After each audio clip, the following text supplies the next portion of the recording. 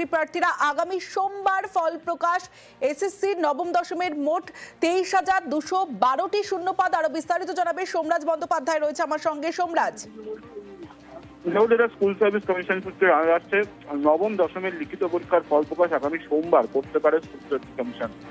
নবম দশমের শূন্যপদ রয়েছে 23,000-এরও বেশি শূন্যপদ রয়েছে এবং ইতিমধ্যেই স্কুল সার্ভিস কমিশন, তুমি জানো যে গত 7ই সেপ্টেম্বর পরীক্ষা নিয়েছিল। নবম দশমের লিখিত পরীক্ষার ফল প্রকাশ নিয়ে প্রস্তুতি নিচ্ছিল এসএসসি। প্রথমত এই সপ্তাহে ফল প্রকাশ করার চেষ্টা করছিল কমিশন, কিন্তু এই সপ্তাহে ফল প্রকাশ করতে পারছে না কমিশন, তেমনটাই কমিশন সূত্রে খবর। আগামী সপ্তাহে সোমবার এই ফল প্রকাশ করতে পারে কমিশন এবং ফল প্রকাশ যখন করা হবে সেই সময় কমিশনের ওয়েবসাইট থেকে শুধুমাত্র পরীক্ষার্থীরাই ফলাফল জানতে পারবেন। অর্থাৎ আলাদা করে নাম ভিত্তিক কোনো তালিকা কমিশনের ওয়েবসাইটে প্রকাশ করা হবে না।